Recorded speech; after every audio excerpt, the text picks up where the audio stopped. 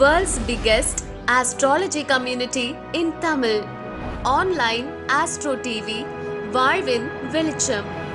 Online astro டிவியை கண்டு மகிழுங்கள்.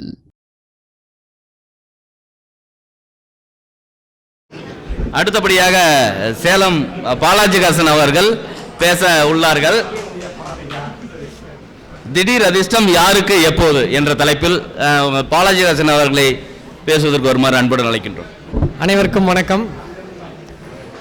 அனைத்து ஜோதிட ஆர்வலர்களுக்கும் தொழில்முறை ஜோதிடர்களுக்கும் வணக்கம்.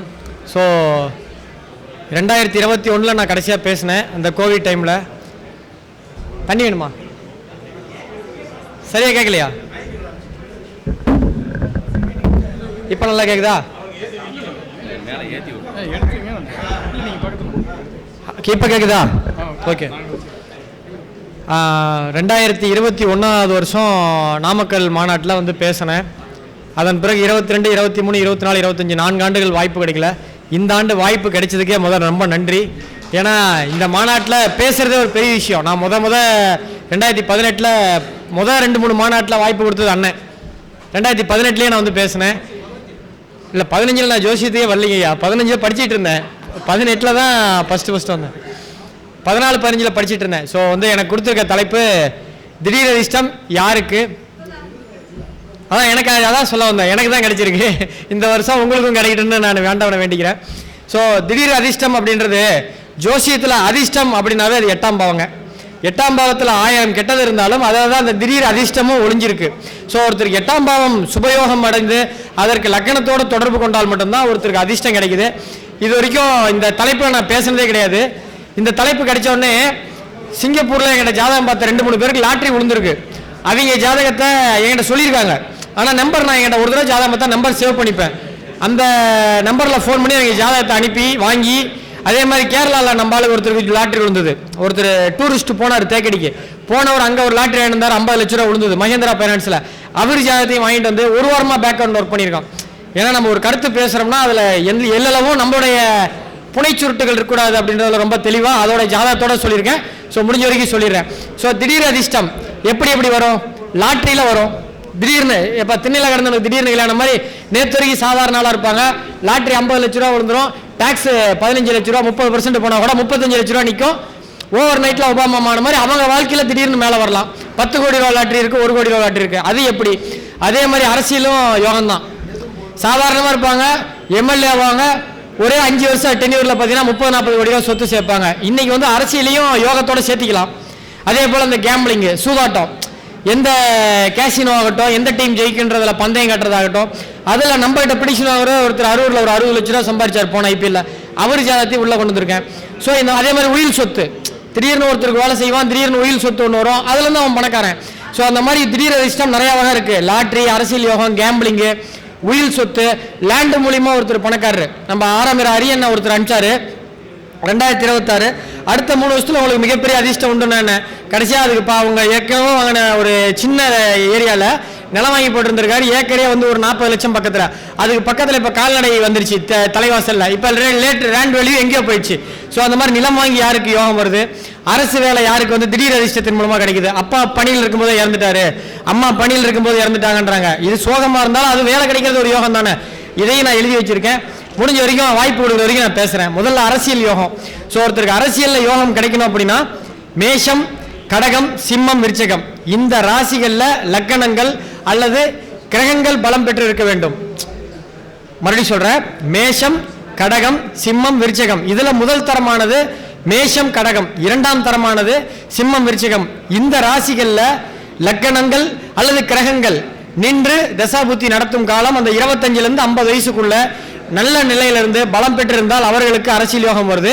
அதில் ராஜகிரகங்கள் சப்போர்ட் பண்ணும். அது அரசியலுக்கு ராஜகிரகங்கள் எது அப்படின்னா சூரியன், குரு, செவ்வாய், சனி. சூரியன் ஆளுமை, குரு செல்வாக்கு அந்தஸ்து, செவ்வாய் பதவி யோகம், சனி மக்களின் தொடர்பு, மக்களின் ஆதரவு. மக்களின் ஆதரவு இல்லாமல் இங்கே ஓட்டு வாங்கி ஜெயிக்க முடியாது. எப்பேற்பட்ட மத்திய அமைச்சராக இருந்தாலும் ஒரு சாதாரண ஆள்கிட்ட எப்போ எனக்கு ஓட்டு போடுங்க, என் சின்னத்தில் ஓட்டு போடுன்னு கை கூப்பிட்டு கேட்டு தான் ஆகணும். ஸோ இது 4 கிரகங்களும் நல்ல இடங்கள்ல அமையணும். இதுல 4ல் 2-3 பேராவது அல்லது 2 பேராவது மேஷம் கடகம் சிம்மம் விருச்சகத்துல மறைவு ஸ்தானம் ஆகாம இருக்கணும். இதுல 8 மட்டும் விதிவிலக்கு. 3, 6, 12 ஓகே, 8 மட்டும் இந்த இதுக்கு விதிவிலக்கு. ஸோ இந்த கிரகங்கள் வந்து இப்ப சூரியன் குரு செவ்வாய் சனி இது 4மே வந்து தனித்திருப்பதை விட இந்த ராகு கேதுக்குடன் சேரும் பொழுது அந்த யோகங்கள் வந்து நீண்ட காலம் வருது.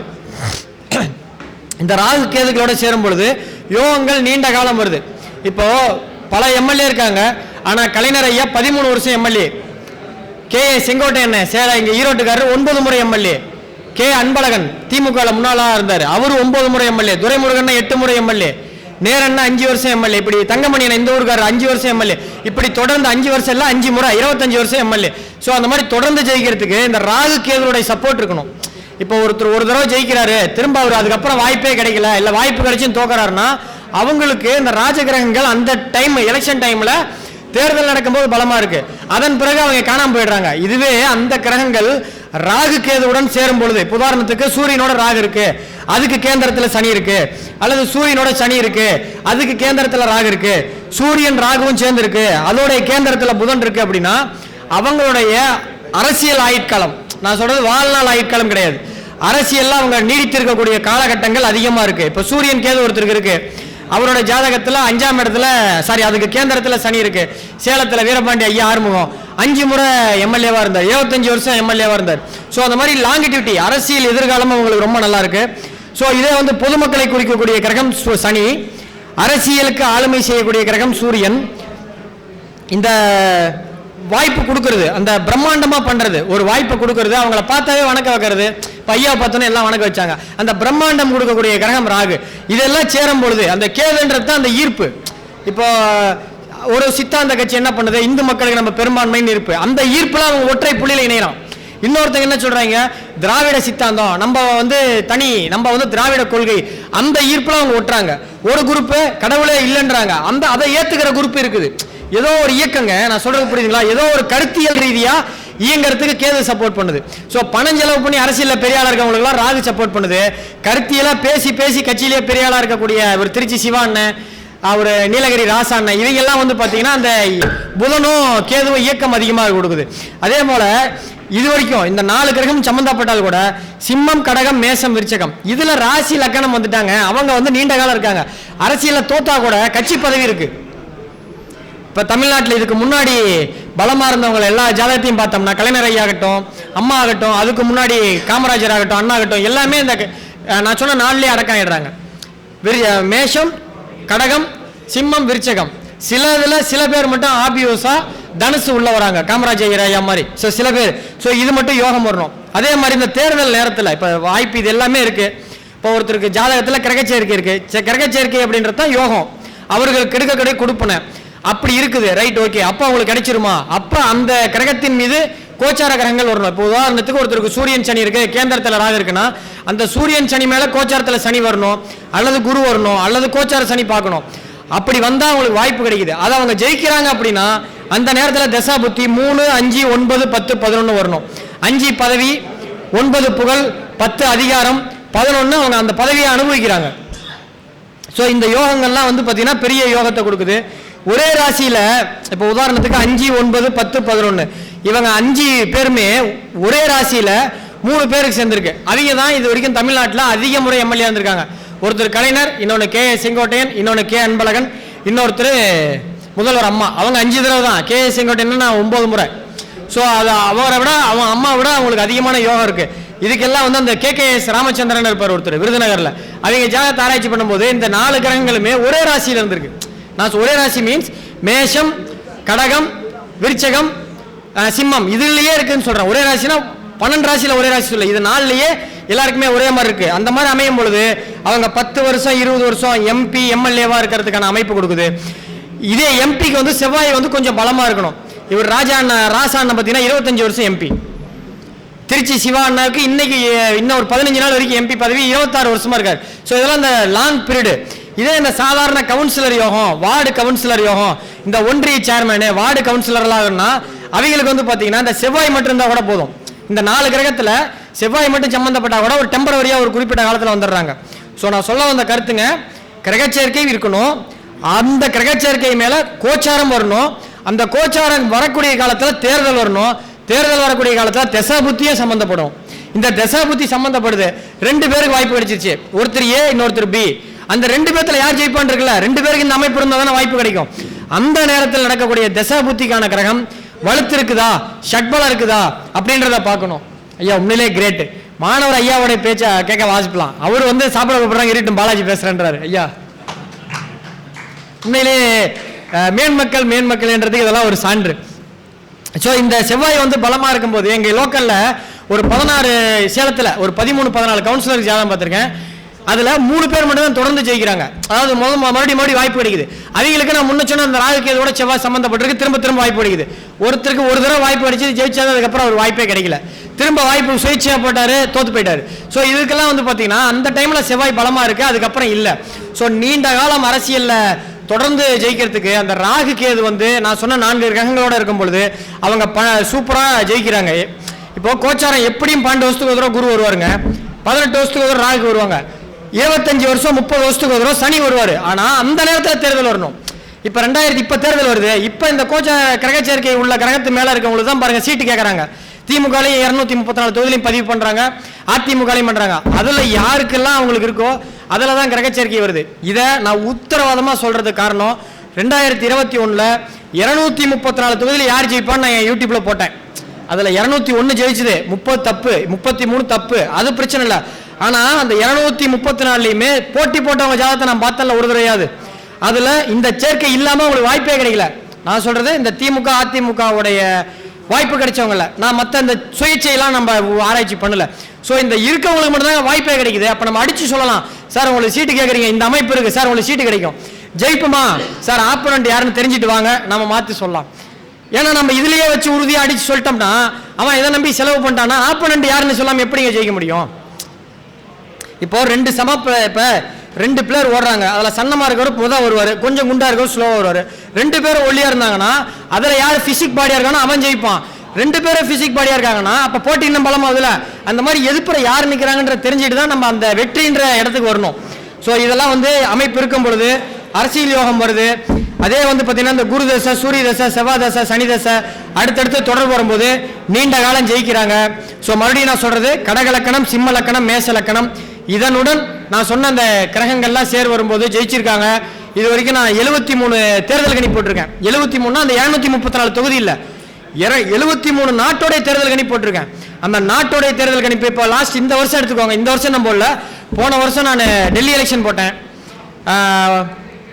உத்தரப்பிரதேஷ் எலெக்ஷன் போட்டேன், பீகார் எலெக்ஷன் போட்டேன், சிங்கப்பூர் எலெக்ஷன் போட்டேன், ஆஸ்திரேலியா போட்டேன். ஆண்டவன் புண்ணியத்தில் 6 எலெக்ஷனுமே வெற்றி. அந்த 6 எலெக்ஷன்லையுமே போட்டி போட்ட அத்தனை பேருக்குமே இந்த அமைப்பு இருந்தது. ஸோ இது வந்து ஒரு அரசியல் யோகம். ஸோ அடுத்து நம்ம லாட்ரி இதுக்கு போவோம். இன்னும் இருக்கு, பட் நம்ம அடுத்த அப்புறம் ஒரு தலைப்போட முடிச்சிட்ட மாதிரி ஆகிடும். அடுத்த லாட்ரி யோகம். லாட்ரி யோகம்னா 8 சம்பந்தப்படாமல் அது ஒருவருக்கு கிடைப்பது கிடையாது. 8 சம்பந்தப்படணும். இது ஒருத்தர் லாட்ரி, துபாயில் பிக் மில்லியன் லாட்ரி, சிங்கப்பூரில் 4D 6D இதெல்லாம் இருக்குது. அதில் ஜெயிச்சவங்களோட ஜாதகத்தை வச்சு நான் எழுதியிருக்கிறேன். ஒருத்தருக்கு திடீர் அதிர்ஷ்டத்தை தரக்கூடிய பாவம் 8, ஒருவருக்கு திடீர் அதிர்ஷ்டத்தை தரக்கூடியது 8. அந்த திடீர் அதிர்ஷ்டம் ஒருத்தருக்கு மனசுக்கு சந்தோஷம் தர மாதிரி இருக்கணும்.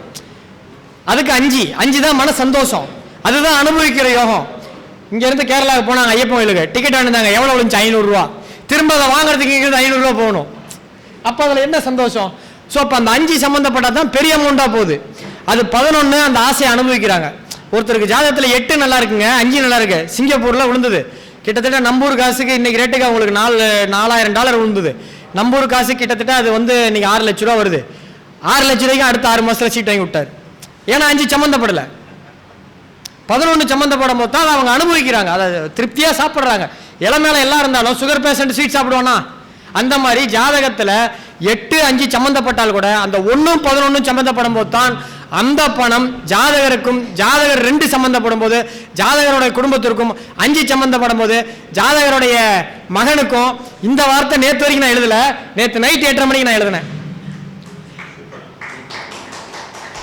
இது வேணுகோபாலனுக்கு ஐயாவுக்கு தான் தெரியும். ஸோ இந்த விஷயம் வந்து நான் இந்த இப்போ 2 வந்தால் குடும்பத்துக்கு போவோம், 5 வந்தால் பையனுக்கு போவோம், 11 போனால் அண்ணனுக்கு மூத்த சகோதரன் போகணும், நான் சத்தியமாக நோட்டில் எழுதலை. இதெல்லாம் வந்து நேற்று நைட்டு எனக்கு கிடைச்ச புது அறிவு. ஸோ அந்த மாதிரி இந்த 8, 5, 11 1ஆம் பாவத்தோட சம்பந்தப்படும் பொழுது உறுதியாக அந்த பணம் பெரிய பணமா இருக்கு. அந்த பணம் அவர்கள் வந்த வழியிலே செலவு பண்ணாமல் குடும்பத்துக்கு கொண்டு போறாங்க. 5, 8, 11ங்க 3 பாவமும் ஏதாவது ஒரு வகையில தொடர்பு கொள்ளணும். 5 அனுபவிக்கிறது, 8 திடீர் அதிர்ஷ்டம், 11 அவங்க வீட்டுக்கு போகுது, அது யோகமா இருக்குது. ஸோ இது பார்க்கும் பொழுது இந்த 5, 8, 11 அதிபதிகள் ஏதாவது ஒரு வீட்டில் சேர்ந்துருக்கணும், அல்லது 11ஆம் வீட்டில் 5, 8 அதிபதி இருக்கணும், அல்லது 8, 5 அதிபதி 5ஆம் வீட்டில் இருக்கணும். அதன் மேல 11ஆம் அதிபதி கோச்சார கிரகமாக வரும் பொழுது அப்போ அவங்க லாட்டரி சீட்டு வாங்குற குடுப்பனை இருக்கும் பொழுது தசாபுத்திகள்ல இந்த 5, 8, 11 நடக்கும் பொழுது சீட்டு வாங்கினா ஜெயிக்கிறாங்க. அதுலயும் அந்த 5, 8, 11 நட்சத்திரத்தை தான் ஜெயிச்சிருக்காங்க. ஜோசியம் பொய்ன்றவங்களுக்கெல்லாம் இந்த மாதிரி ஜோசியம் பொய், ஆமா நானும் சொல்றேன் பொய், ஜெயிச்சிருக்காங்க. இந்த மாதிரி ஜாதகம் புக்கில் இருக்கு. ஜெயிச்சு லாட்டரி சீட்டு வாங்கின அன்னைக்கு திருவாதிரை நட்சத்திரம் ஒருத்தர் ஜாதகங்க எழுதிக்கோங்க, இது ஒரு லக்கணம் எழுதிக்கோங்க, மகர லக்கணம். இது சிங்கப்பூர்ல ஜாதகம் பார்க்குறாரு, மன்னார்குடி, சாரி சிங்கப்பூர்ல இருக்காரு, என்கிட்ட ஜாதகம் பார்க்குறாரு, பிறப்பு மன்னார்குடி, மகர லக்கணம் போட்டுக்கோங்க. 5 கூடியவர் சுக்கிரன்.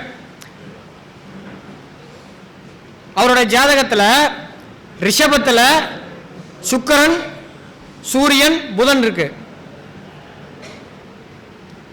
11 கூடியவர் செவ்வாய், அந்த ராசிக்கு 11ல இருக்குது, மீனத்தில் இருக்கு.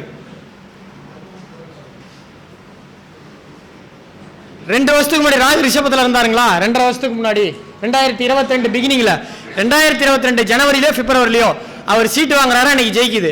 அவரோட ஜாதகத்தில் சுக்கிரன் என்ற நட்சத்திரம் சுக்கிரன் என்ற நட்சத்திரம் மிருகசீர நட்சத்திரம், சுக்கிரன் என்ற நட்சத்திரம் மிருகசீர நட்சத்திரம். அன்னைக்கு அவர் லாட்டரி சீட்டு வாங்கின அன்னைக்கு நட்சத்திரம் மிருகசீர நட்சத்திரம். ரிசல்ட் வந்தது திருவாதிரை நட்சத்திரம்.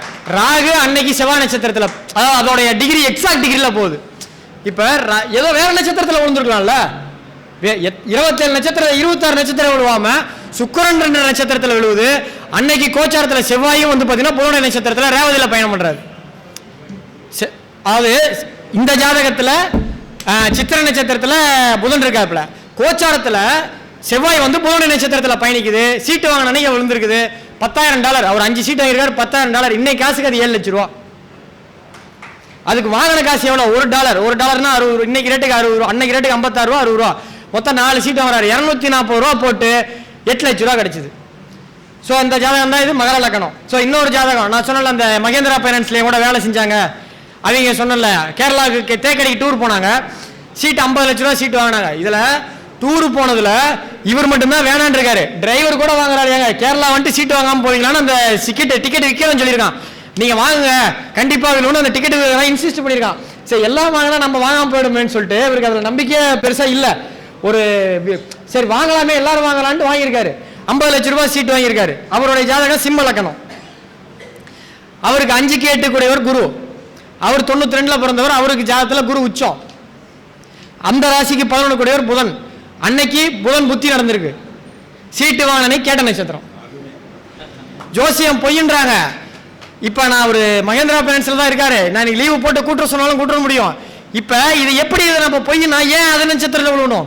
ஸோ இந்த 8, 11, 1, 5 சம்பந்தப்பட்டு அதனுடன் அதே டைம்ல கோச்சாரமும் சப்போர்ட் பண்ணி தசா புத்தி இந்த 5, 8, 11 தசா புத்தி வந்து அதன் மீது நட்சத்திரங்கள் சம்பந்தப்படும் பொழுது நிச்சயமா சீட்டு விழுவுது. உடனே இதை பார்த்துட்டு எல்லாரும் சீட்டு வாங்கணும்னு போயிட வேண்டாம். ஏன்னா இது வந்து ஒரு தப்பான முன்னுதாரணமா போயிடும். தமிழ்நாட்டில் தடை செய்யப்பட்டிருக்கு. நாளைக்கு ஏதாவது பாலாஜி தான் வாங்கன்னு சொன்னா என்ன சிக்க பிடிச்சிட்டு போயிடுவாங்க. அதாவது ஜோதிடத்தில் இது உண்டு. நம்மகிட்ட இருக்க கிளைண்ட்டுக்கே விழுந்திருக்குன்றத ஒரு எந்த தலைப்பு கொடுத்தாலும் பேசணும். அதற்கான ஜாதகத்தை திரட்டணுன்ற கருத்தை தவிர இது இம்மி அளவு தப்பா புரிஞ்சுக்கிட்டா கூட நான் வந்து சூதாட்டத்துக்கு ஊக்குவிக்கிறேன்ற மாதிரி ஆயிடும். அது ரொம்ப தப்பு. இன்னொரு ஜாதகம் எழுதிக்கோங்க, கும்பலக்கணம். இது வந்து துபாயில் இருக்காரு. துபாயில் லாட்டரி சீட் வந்து என்னுடைய வாடிக்கையாளர். கும்பலக்கணம் 5க்கும் 8க்கும் உடையவர் புதன். அவர் ஜாதகத்தில் புதன் 8லேயே உச்சம், மூலத்திரிகோணம், 9ல சுக்கிரன், 11ல சனி இருந்தது. அந்த ஜாதகத்தில் குரு கண்ணில போகக்கூடிய காலம் 2016 அல்லது 17 இருக்கும். 2016, 15 அந்த டைம்ல அவருக்கு 10 லட்சம் ரியால், அதாவது துபாய் காசு பரிசு விழுந்தது. அவர் வாங்கினது வெறும் 5 இதுக்கு வாங்கியிருக்காரு. அதுக்கப்புறம் அவர் எத்தனை வாங்கிட்டாரு விழுல. அதுக்கப்புறம் இந்த 10 வருஷத்துல அவர் பெரிய பணம் வந்தது. கிட்டத்தட்ட 10 லட்சம் ரியால்னா கிட்டத்தட்ட அது வந்து 10 லட்சம் × 20 ரூபா போட்டால் 2 கோடி ரூபா வருது. 2 கோடி ரூபாயில அவர் 30 லட்ச ரூபாய்க்கு மேலே செலவு பண்ணிட்டார். மறுபடியும் சீட்டு வாங்குறாரு. அண்ணன் இதுல சொல்றாரு பாருங்க, அன்னைக்கு ஒரு சீட்டுக்கு வாங்க போனார்ல அவரே கூட்டு போனாராமா, அதே கடையில் போனாராம், அதே ட்ரெஸ் போட்டு போனாராம், அந்த ஆளே இருக்குன்னு நினைச்சு போனாராம், அதே டைம் போனா விழுவல. ஸோ அந்த தசா புத்தி வந்தது, விழுந்தது, திரும்ப விழுல. இந்த அமைப்பு லாட்டரிக்கு, அதாவது அந்த லாட்டரி மூலம் திடீர் அதிர்ஷ்டத்தை தரது. அடுத்து பேசலாம். ஓகே, அடுத்து வேலை பதவி மூலமாக திடீர் அதிர்ஷ்டம் தரக்கூடிய வாய்ப்பு. வேலை பாவம் 6, அதாவது சொந்த உத்தியோகம் இல்லைங்க, வேலை. இந்த நான் சொல்ற ஒரு சின்ன ஸ்டோரி, தற்பெருமையை தயவு செஞ்சு நினைச்சிடாதீங்க. ஒரு அம்மா என்கிட்ட காதல சொன்ன கதையை நான் உங்ககிட்ட சொல்றேன். 2017 ஒரு அம்மா என்கிட்ட ஜாதகம் பார்க்குறாங்க மலேசியாவில். அந்த அம்மா ஒரு நர்ஸு. அந்த அம்மா நர்ஸு கோலாலம்பூர்லேருந்து ஒரு 16 கிலோமீட்டர் ரவாங்கன்ற இடத்துல இருக்காங்க, 10 கேவ்ஸ் முருகன் கோயிலுக்கு முன்னாடி. என்கிட்ட ஃபோனில் ஜாதகம் பார்க்குறாங்க. அவங்க ஜாதகம் பார்த்த நோக்கம், அவங்க பொண்ணுக்கு கொஞ்சம் படிப்பில் பிரச்சனை. அண்ணா ஒயின் சவுண்டு கேட்குது. என்னது? ஓகே. ஸோ அந்த பொண்ணு என்கிட்ட அவங்க ஜாதகம் பார்க்கும்போது நான் சொன்னேன். அப்புறம் திரும்ப அந்த அம்மா என்கிட்ட ஜாதகம் பார்த்தாங்க. அப்போ நான் சொன்னேன், அம்மா உங்கள் ஜாதகப்படி இன்னும் ஒரு 4-5 மாதத்தில் அல்லது ஒரு வருஷத்துக்குள்ள 4ஆம் பாவம் 8-11 சம்மந்தம் வருதுமா, உங்களுக்கு திடீர்னு ஏதாவது ஒரு அதிர்ஷ்டத்தின் மூலமாக உங்களுக்கு வீடு கட்டுறதுக்கெல்லாம் வாய்ப்பு இருக்குமான்னு. அவங்க இருக்கட்டும் தம்பி, சொன்னதே சந்தோஷமா இருக்கு, இங்கே இருக்கிற சூழ்நிலையில் எங்கப்பா வீடு கட்டுறது அப்படின்ட்டாங்க. திரும்ப 2019 நான் ஜாதகம் பார்க்க நான் மலேசியாவுக்கு போகிறேன். அப்போ அந்த அம்மா என்கிட்ட ஜாதகம் பார்க்க வராங்க. இன்னும் 10 நாளைக்கு சாப்பாட்டுக்கு நான் ஏற்றுக்கிறேன்றாங்க. எதுக்குமா அப்படின்னா, இருக்கட்டும் அப்படின்னு சொல்லிட்டு அப்போ சொல்கிறாங்க, அந்த அம்மா ஒருத்தங்க வீட்டுக்கு, வயசானவர் வீட்டுக்கு போய் இந்த இன்ஜெக்ஷனு, இந்த டாய்லெட்டு, பாத்ரூம், இந்த யூரின் போகிறதுக்கு டியூப் எல்லாம் எடுத்து போடுறவங்களாமா. அந்த பெரியவருக்கு 2 பசங்க, ஒய்ஃப் இறந்துட்டாங்களாம். ஒரு பையன் லண்டனில் படிக்கிறானா, இன்னொரு பையன் ஆஸ்திரேலியாவில் வேலை செய்கிறானாமா. பசங்க இருந்தும் கூட பார்த்துக்கிறதுக்கான சூழ்நிலை இல்லை. இந்த அம்மா அவங்க அப்பா மாதிரி நினச்சி காலையில் ஆனால் டாய்லெட் பாத்ரூம்லாம் பண்ணிவிட்டு உட்கார வச்சுட்டு இந்த அம்மா வேலைக்கு போயிடும். திரும்ப மதியானம் சாப்பாடு வாங்கிட்டு கொடுக்கும். இப்படியே பார்த்துட்டு இருந்திருக்கு. அவர் பசங்க கிட்ட ஒப்புதலோட சேர்த்து அவருக்கு 3 வீடு இருந்திருக்கு. பசங்க 2 பேருக்கு வீடு கொடுத்துட்டு அந்த 3 இருந்து அவருக்கு 3 வீட்லேயே குறைந்த மதிப்பு உள்ள வீடு அந்த அம்மா பேருக்கு அந்த பசங்களோட ஒப்புதலோட எழுதி வச்சிருக்காங்க. இந்த அம்மாவுக்கு தெரியல, இறந்ததுக்கு அப்புறம் அது தெரியுது. இது திடீர் அதிர்ஷ்டமா இல்லையா? அந்த அம்மாவோட ஜாதகத்துல 4ஆம் பாவம் வீடு, 6ஆம் பாவம் வேலை, 8 திடீர் அதிர்ஷ்டம், 11 அதை அனுபவிக்கிறாங்க. 4, 6, 8, 11 இதுல 4க்கும் 6க்கும் உடையவர் 8ல இருக்காங்க, 8க்கும் 11 உடையவர் 11ல இருக்காங்க. அப்ப கோச்சாரத்துல சனி பகவான் மகரத்துல போனாரா, இப்ப 3-4 வருஷத்துக்கு முன்னாடி அந்த சனி பகவான் போகக்கூடிய காலத்துல அந்த அம்மாவுக்கு கிடைச்சது. அந்த அம்மா சொல்றாங்க, நான் இதெல்லாம் கிடைக்கும்னு நினைச்சு நான் செய்யவே இல்லை. எனக்கு நான் ஒரு கம்பெனி, நான் ஒரு பிரைவேட் கிளினிக் நான் வேலைக்கு போறேன். அங்கே எனக்கு மாதம் 2500 வெள்ளி. ஆனால் இவரை பார்த்துக்கிட்டாலே எனக்கு 1200 வெள்ளி வந்தது. எனக்கு 1 மணி நேரம் காலையிலேயே சாயங்காலம் 1 மணி நேரம் ஒதுக்குறதுல எனக்கு ஒரு மாத சம்பளத்தில் எனக்கு பாதி வந்ததுன்னு தான் நான் பண்ணினேன். திடீர்னு எனக்கு வீடு கிடைச்சிது, ரொம்ப சந்தோஷம் தம்பி நாங்கள். ஸோ அந்த ஜாதக அமைப்பு இப்படி பாருங்க, 4, 8, 6, 11, 6 வேலை, 4 வீடு. ஏதோ மைக் என்ன கொஞ்சம் பாருங்க. ஸோ அந்த 4ஆம் பாவம், 8ஆம் பாவம், 6ஆம் பாவம் தொடர்பு வந்தது. அப்போ அவங்களுக்கு நடந்த தசா புத்தி, அவங்க லக்கண தசா புத்தி நடந்தது. அப்போ தான் அவங்க அனுபவிச்சாங்க. இப்போ என்னன்னா, அந்த வீடு கிடைக்கவும் அவங்க லோக்கலில் இருக்க அவங்க ரிலேட்டிவ் பூரா போறாம. ஏன்னா 8 சேர்ந்து வருது இல்லை, 8 தானே போறாம, 8 தானே அதெல்லாம் தப்பாக வேற பேசினாங்களாமா. அந்த பெரியவரையும் இந்த அம்மாவையும் வச்சு அதனால தான் வீடு கொடுத்துட்டு இருந்துச்சு. நான் தான் சொன்னேன், அம்மா ஒரு நல்லது, ஒரு 8ஆம் பாவம் திடீரஷ்டத்தை கொண்டு வரும்போது சும்மா வராது. இந்த விமர்சனம், பொறாம, இந்த பேச்சு, தப்பான பேச்சு. அந்த அம்மா எந்த தப்பு பண்ணலன்னு அந்த அம்மாவுக்கு தெரியும், அவங்க பசங்களுக்கு தெரியும், அவருக்கு தெரியும். ஆனால் வீடு கொடுக்குற அளவுக்கு என்ன நீ பண்ணிட்ட, இது சமுதாயம் ஏற்றுக்க முடியாது இல்லை. அந்த 8ஆம் பாவத்தோடைய 6ஆம் பாவமும் பொறாம போட்டி தானே. 8ஆம் பாவம் தானே விமர்சனம், இதெல்லாம் நீ கண்டுக்காதமா போமா அப்படின்ட்டேன். ஸோ இதனால் அவங்க சொந்தக்காரங்கிட்ட அவங்க பேசுறது இல்லையா. ஸோ அடுத்து உயிர் சொத்து மூலிமா வரக்கூடிய பாவங்கள். தாத்தா திடீர்னு சாகும்போது பேரனை எழுதி வச்சிட்டாரு, அந்த மாதிரி இதெல்லாம் வருது. பார்த்தீங்கன்னா 8 திடீர் அதிர்ஷ்டம், 8 உயில் சொத்து, 4 சொத்து, 5 இவர் மேல இருக்க பற்று, பாசம் 5. ஸோ 5, 8, 4 சம்பந்தப்படும் பொழுது உயில் சொத்துக்கள் மூலமாக ஒருவருக்கு திடீரென்று ஒரு பெருந்தொகை கிடைக்கிறது. ஜாதகம் என்கிட்ட கிடைக்கலைங்க, ஒரு கதை என்கிட்ட சொன்னார். அந்த கதை அவருக்கு அப்படி தான் இருந்தது. அரூரில் ஒருத்தர் ஜாதகம் பார்த்தாரு. அவருக்கு 3 பசங்க, 3 பசங்களுக்கும் பேரம்பேத்திலாம் இருக்காங்க. அதில் ஒரு பேரை மட்டும் தாத்தா வந்து அவர் ஏதோ ஒரு இன்ட்ரெஸ்ட்டு, அவருடைய குரு இவருடைய சந்திரனை பார்க்குது, இவருடைய சந்திரன் மேலே அவருடைய குரு இருக்குது ஜாதகத்தில். இவர் டெய்லியும் போகிறாரு வராரு, பரிச்சை எழுதும் போதெல்லாம் காலில் விழுந்து ஆசீர்வாதம் வராரு. பசங்களுக்கு 4 பேரும் சொத்து கொடுத்தாரு. அவருக்குன்னு கொஞ்சம் ஒரு சின்ன இடம் இருந்தது, அது இந்த பேரம்பேரில் எழுதினார். அவருக்கு அந்த மொத்தம் அவருக்கு 3 பசங்க ஒரு பொண்ணு, பேரை மொத்தம் 6 பேரை 4 பேத்தி, கிட்டத்தட்ட 10 பேத்துல எந்த பேரனுக்கும் சொத்து கிடையாது, எந்த பேத்தியும் கிடையாது. இவர் ஒருத்தருக்கு மட்டும் அவருக்கு இருக்கிற அந்த சின்ன கடைசியாக இருந்த அந்த தாவரம், அது ஒரு 600 ஸ்கொயர் ஃபீட் ஒரு பேர் எழுதி வச்சார். அதற்கு 4, 8, 1, 11 தொடர்பு கொள்ளுது. அடுத்ததா இன்வெஸ்ட்மெண்ட். ஏன்னா இன்னும் பேசிக்கிறேன்னு இன்னொரு 5 நிமிஷம். ஸோ இன்வெஸ்ட்மெண்ட் அப்படின்றது 12ஆம் பாவம். இப்போ சமீபத்தில் ஒரு செய்தி பார்த்துருப்பீங்க. இப்போ சமீபத்தில் ஒரு கொஞ்ச நாளைக்கு முன்னாடி ஒரு செய்தி பார்த்துருப்பீங்க. அந்த ஃபேஸ்புக்கில் 2002 ஒருத்தர் வந்து வெறும் ஒரு 10% 5 ஷேரை வாங்கியிருந்திருக்காங்க. அவர் அதை மறந்துட்டார் வாங்கினதே. இப்போ அதோடைய ஷேரின் மதிப்பு 800 கோடின்னு சொல்லிட்டு சன் நியூஸ்லாம் வந்தது, அது ஒரு செய்தியா. இதெல்லாம் பார்த்தீங்கன்னா 12ஆம் அதிபதி இன்வெஸ்ட்மெண்ட்டு. அது 8ஆம் அதிபதியோடு தொடர்பு கொள்ளும்பொழுது எப்போவோ வாங்கி போட்டது திடீரென்று விலை ஏறுது. இப்போ ஒரு 10 வருஷத்துக்கு முன்னாடி வெள்ளி ஒருத்தன் கிஃப்ட் கொடுத்துருப்பாங்க, ஒரு 2 கிலோ வெள்ளி வாங்கி போட்டிருப்பாங்க வேலை செஞ்சுட்டு அந்த கம்பெனியில். பார்த்தீங்கன்னா இன்னைக்கு வெள்ளி விலை ஏறுது. இதெல்லாம் அந்த இன்வெஸ்ட்மெண்ட்ன்றது 12, 8ன்றது திடீர் அதிர்ஷ்டம், 5ன்றது அவங்க அந்த நேரத்தில் இதை வாங்கலான்னு யோசிக்கக்கூடிய திறன், மனசு, இதை வாங்கலான்னு மனசு வருது.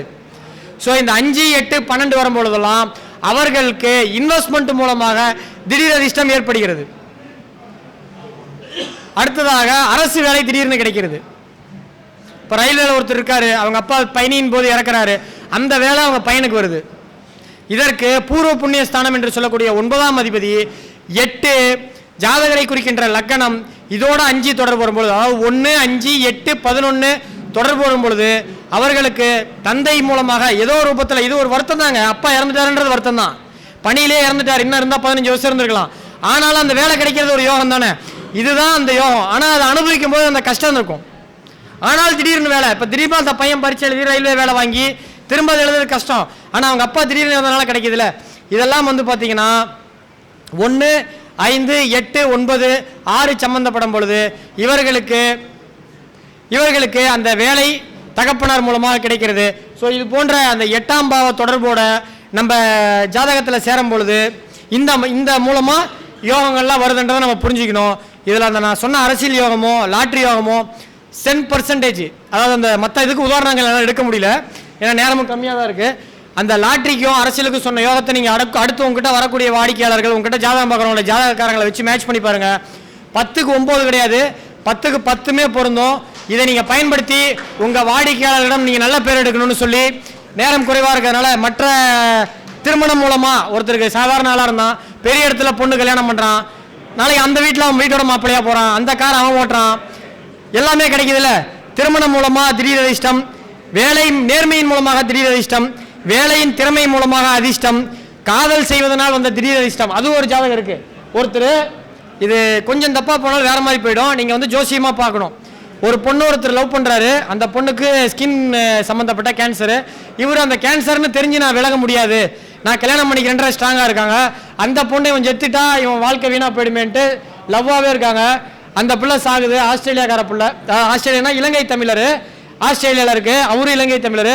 அந்த பொருளுடைய மொத்த வருமானத்தையும் இவர்கிட்ட எழுதி வச்சுட்டு சரி இறக்கும் போது நோயில் இறந்துருச்சு. ஆனால் அது வந்துருச்சு. அவர் ஜாதகத்தில் 4, 8 சம்மந்தம் இருக்கு. அந்த ஜாதகம் வச்சிருக்கேன், பட் இனி வரக்கூடிய வாய்ப்புகள் ஏதாவது மாநாட்டில் கிடைச்சா அந்த ஜாதகத்தை விளக்கி சொல்றேன்.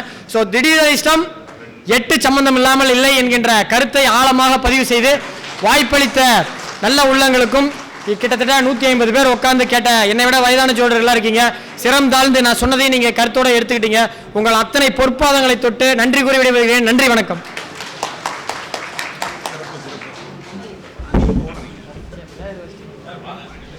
ஜோதிடத்தின் சேலம் இளம் புயல், அதாவது வந்து பார்த்தீங்கன்னா புயல்னா பயங்கரமா இருக்கிறது, இளம் புயல்னா லேசா இருக்கிறது. ஓகேங்களா? அதாவது ஜோதிடத்தை வந்து எப்படி பேசணும், எப்படி கையாளணும், எப்படி சொல்லணும் அப்படின்ற ஒரு விஷயத்த மிக தெளிவா வந்து பாத்தீங்கன்னா எப்பயுமே பாலாஜிகாசன் வந்து பாத்தீங்கன்னா சொல்லுவார். நீங்க நிறைய வீடியோக்களை வந்து பார்த்தோன்னா பார்த்துருக்கலாம்.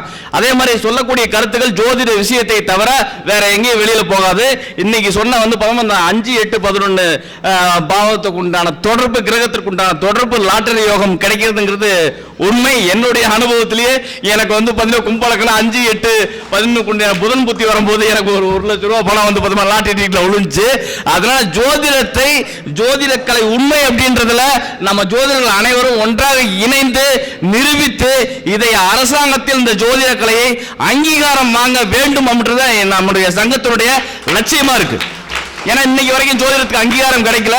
அதனால நம்மளுடைய பாலாஜிதாசன் அவர்களுக்கு ஜோதிட ஞான யோகி என்ற பட்டமும் விருதும் வழங்கி பொன்னாடை அணிவித்து கௌரவிக்கப்படுகிறது.